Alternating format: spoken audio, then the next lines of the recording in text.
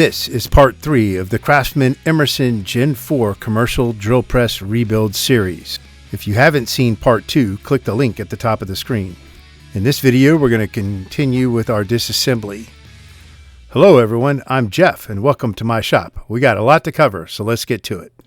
In part 2, we disassembled almost the entire head, and we have one last thing to remove from the head, and that's the scale that's on the side.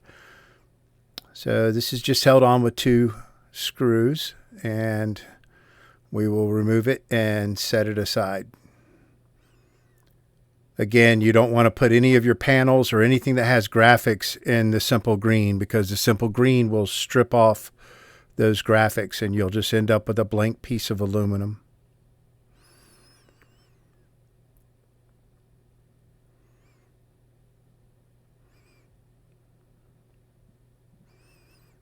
All right, that should complete the head disassembly. So we can move that out of the way. All right, so next we're going to be disassembling the hub, pinion, spring assembly. So the first thing we're going to do is we're just going to remove the feed handle rods. So there are 2 different threads out there for various generations of the Classic Craftsman drill press for the feed handle rods, but they assemble and disassemble the same. So next, I'm looking for a fiber washer that's supposed to be on the pinion there. It's not there, so I ended up finding it. It was stuck to the eccentric bearing, but it was stuck on there with some grease. So I'm just going to wipe it down real quick and then set it aside. And that fiber washer's important to allow the hub to spin freely against the head. So on the commercial models, the pinion is different. It's longer, so it's held inside the hub with these 3 screws. So we're just going to remove the screws.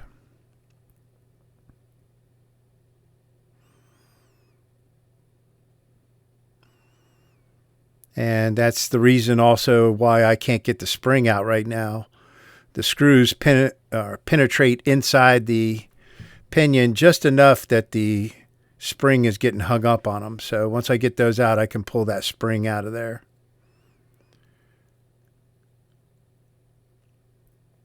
And there it is.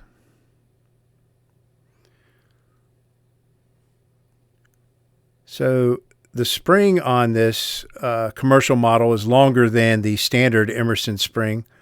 Here you can see them side by side.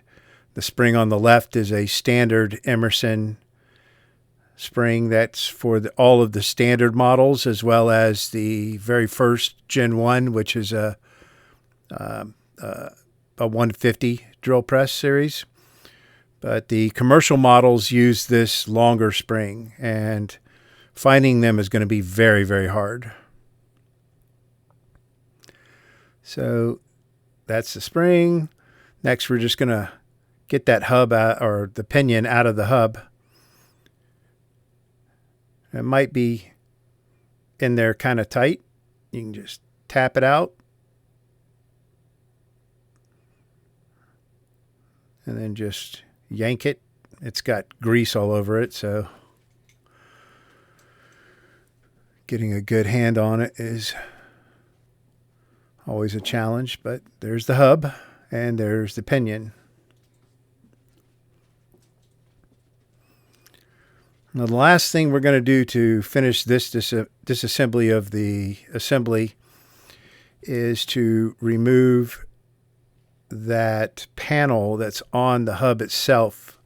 It has some graphics on it. It's a piece of aluminum, and it's stuck onto the hub with glue or double stick tape. I'm not sure which, but I'm using kind of a weird shaped scraper, paint scraper, to kind of pry it away from the hub. And I'm trying not to bend it up too much. And I'll clean up the back side of that and reapply it when we're done repainting. Next thing we're going to do is we're just going to remove the knobs, the feed handle knobs, off the feed handle rods. So I'm just putting them inside a vise to be able to do that because they're on there pretty tight. These knobs are exactly the same as the old red ones that are on the 100s and 150s, except that they're black. And these are actually made out of a slightly different type of plastic, I believe.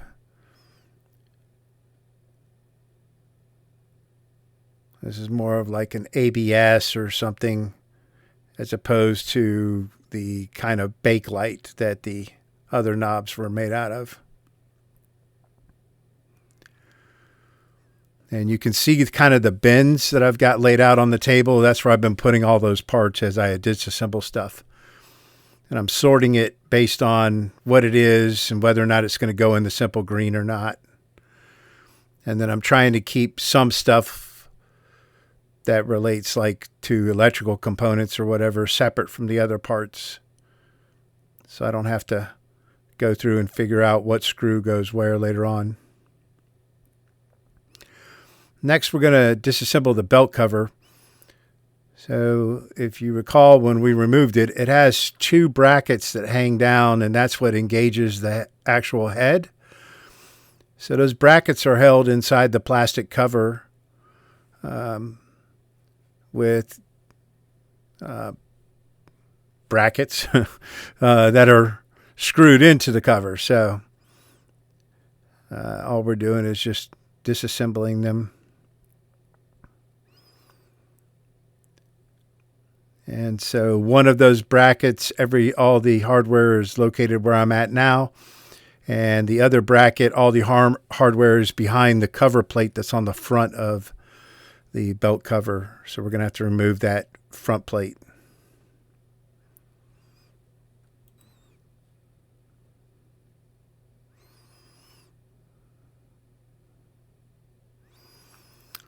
So there's your mounting bracket and the two small screw brackets that hold it all together. And I'm just expanding them a little bit so that I can slide them off of it.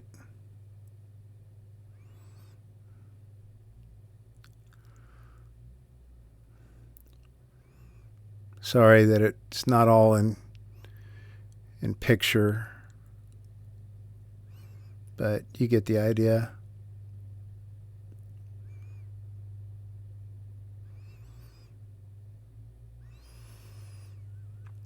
So for the front cover, it's got 4 screws that hold it on. We're just going to remove those screws. On the standard Gen 4 and the standard Gen 3, this front cover is glued on or held on with double stick tape sometimes. So you would just get a scraper up under it and pry it off. But once you've got it off,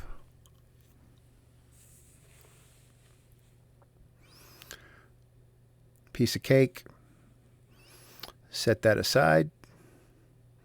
And then we've got 4 screws that hold that other bracket in there.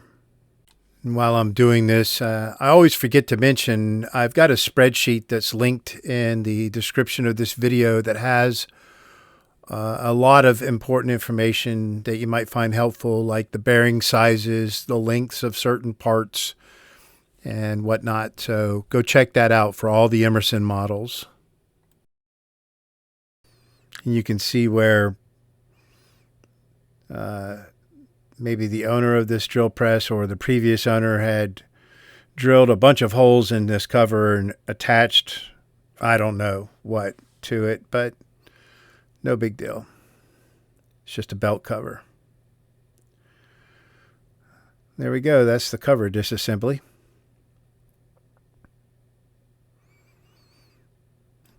Next, we're going to disassemble the spindle pulley disassembly. And the first thing we have to do is remove that snap ring that holds the bottom bearing in place on the shaft. And unfortunately, there was some kind of dark colored grease, or I don't know if it was belt dressing or what, but it had hardened and it acted like a cement. And I could not get this snap ring out of here. Like my pliers grab it just fine, but it's like cemented into the groove that it sits in. So I sprayed it down with a little bit of PB Blaster, hoping that that would break up some of that. And here I'm just removing the set screw. This is another big difference between the commercial models and the standard models, that the pulley actually comes off of this shaft. There's a set screw that locks it on there, and we're just going to remove that set screw. And my thinking was I could pull the pulley off this end and then get the bearings going from this side. But that pulley's on there pretty good, and I really need to just get the bearings off the way that we end up getting them off eventually. So since I have a couple more of these snap rings, I just decided that I'm going to sacrifice this one, and so I'm going to start bending that snap ring out of the way and then yanking it off of there. But you'll see just how cemented this thing is. I mean, it's crazy how tight it is in there, and that it doesn't want to move. Like I got one half of it to break away from the shaft with the with those lock ring pliers, or snap ring pliers, but it just wasn't happening. So here's where I decide I'm just going to bend it out of the way. See how the left side's coming loose, but the right side is like staying right inside the groove that it's sitting in. Doesn't want to move at all. So I just said, screw it. I'm going to start bending them. And then I grab onto them with a pair of pliers. And so there's probably a couple of other things I could have tried rather than bending this thing all up. But like I said, I decided to sacrifice the snap ring because I have like a whole pack of them that I bought from McMaster Carr. So I eventually just use a screwdriver wedge between the snap ring and the shaft, and eventually get it off of there. And there it is. So next thing I'm going to do is I'm going to go ahead and remove the pulley. So I'm using some 2x4s and a brass rod and my hammer, and I'm just resting the pulley on the 2x4s so that the shaft is hanging loosely down below it. And I'm just tapping that shaft out of there. And if you don't have a brass rod, then use a wooden dowel, but you know, you don't want to mar up the shaft or damage it. And once I've got it most of the way out of there, I was able to just pull it off. So we can set the pulley aside.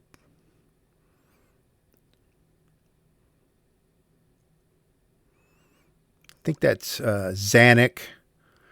Sometimes I say that they're aluminum, but there's some alloy Zanuck or whatever, but you get the idea. We're not putting those in citric acid. We're going to put it in simple green, but not citric acid.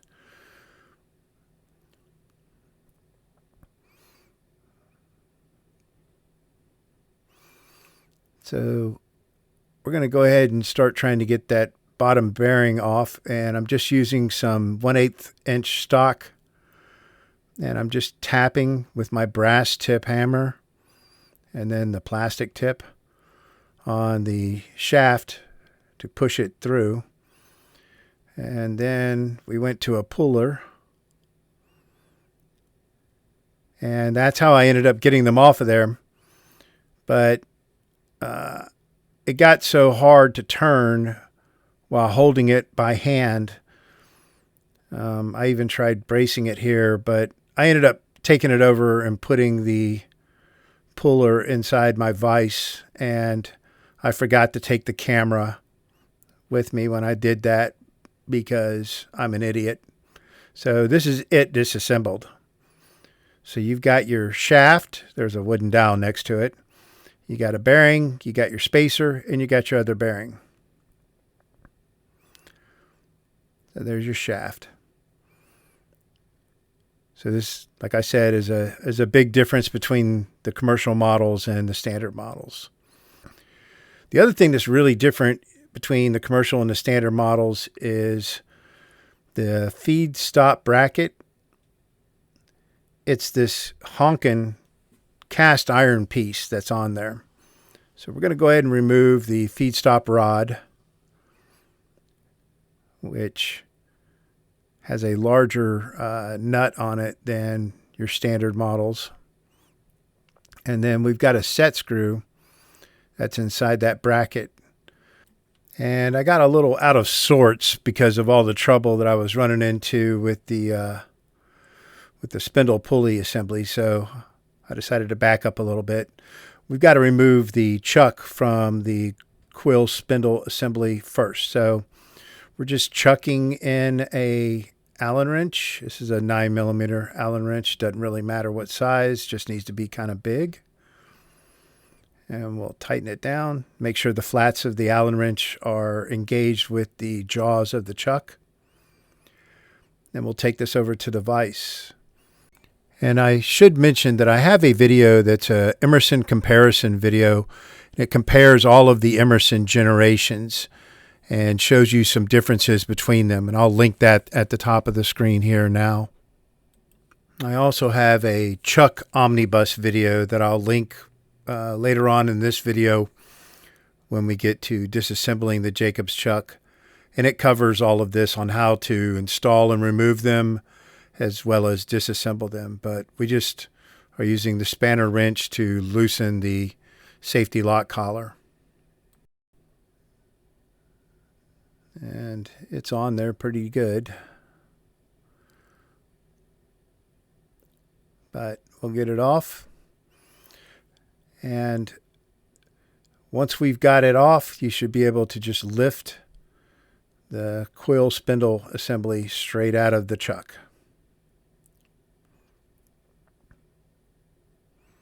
Like so.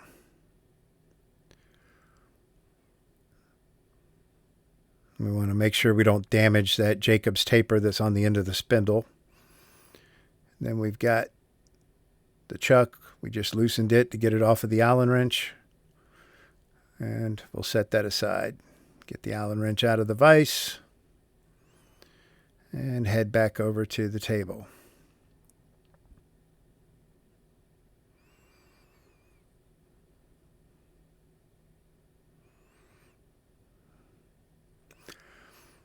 So now we can remove that set screw that is holding the feed stop bracket clamped onto the Quill.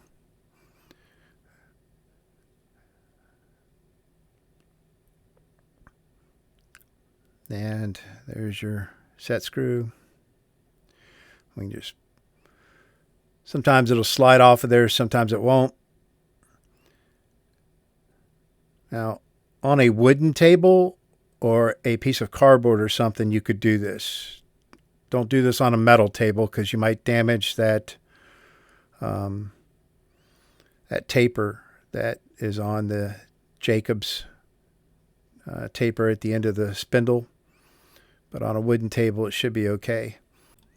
So next, I'm removing the Quill gasket.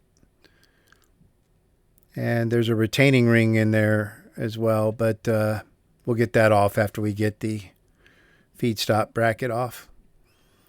So I'm just using the plastic side of my hammer to tap on the feed stop bracket and work it down the Quill until I can slide it off of there. And again, we're just tapping here, we're not hammering.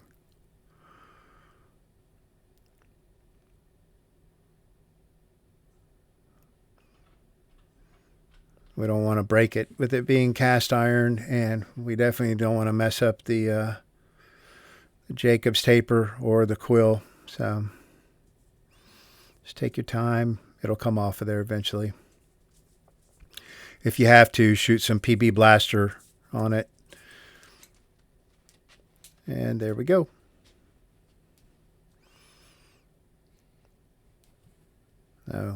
Much larger and more robust than your standard model. So this retaining ring is a two-piece retaining ring, and you can just stick a flathead screwdriver, or like I'm using this paint scraper, to pop it open where it is clamped together, and then you can get it off of there. I'll hold it up to the camera so you can see it, but it's two pieces. They're exactly the same. So you just rotate one of them so that they're opposite each other like that, and you can see how it locks together right there. Piece of cake. Next thing we're going to do is we're going to remove the snap ring that's at the top that retains the top bearing. And it should just slide straight up off of the spindle, like so.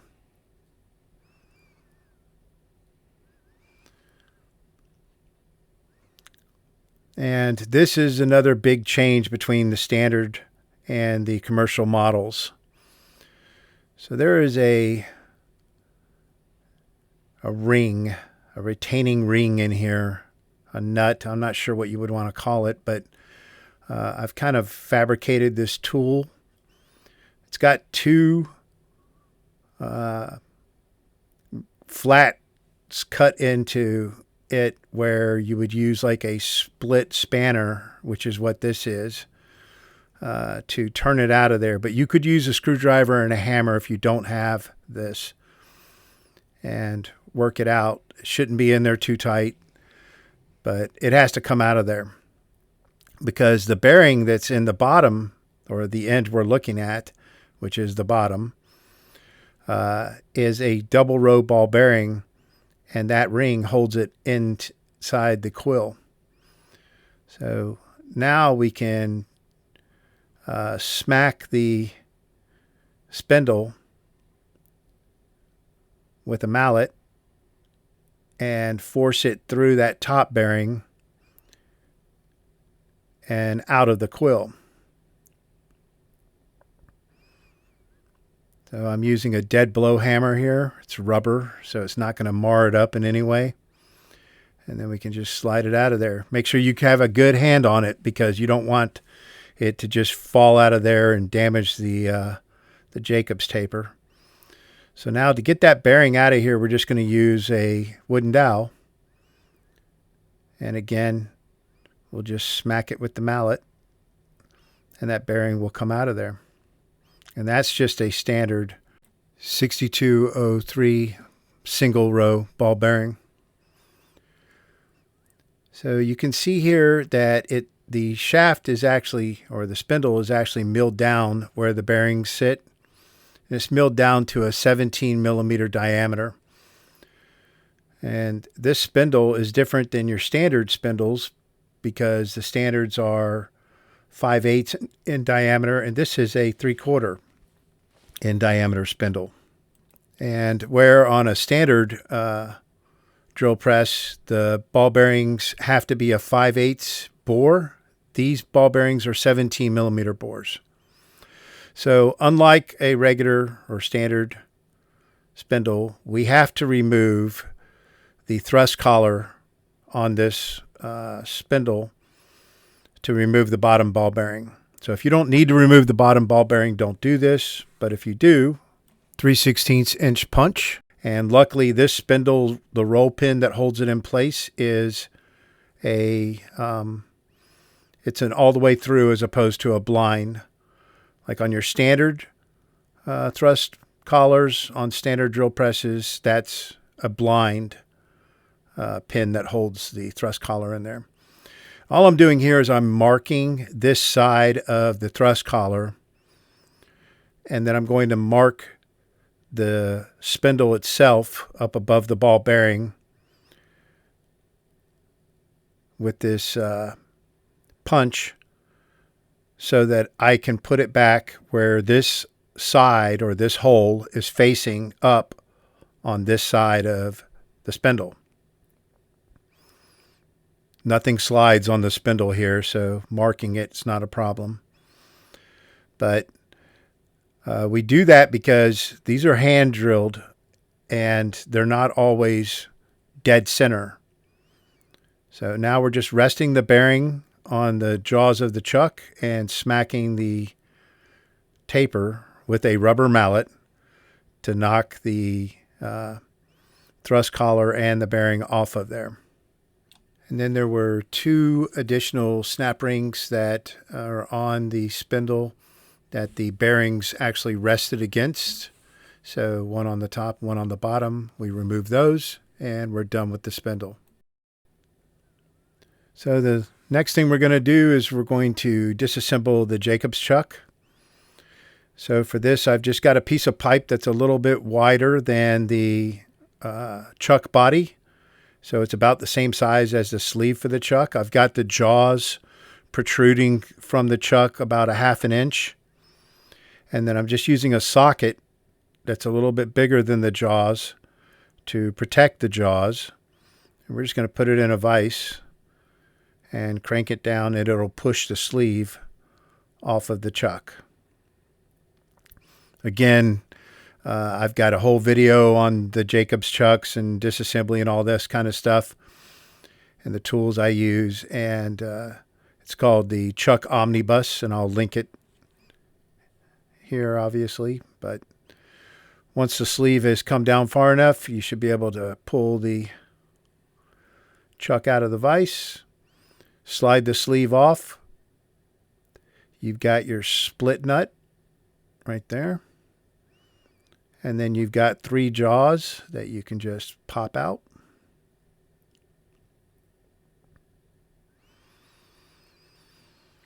And in the Omnibus video, I show how you can determine where the jaws go when you do reassembly, how to know what order they go in and all of that. So that video is really helpful if you're disassembling your Jacobs chuck. And there we go. And that should wrap up this video. So the next one will be tearing apart the motor and some other stuff. Please like and subscribe to this video. I appreciate all the support, and I will see you next time.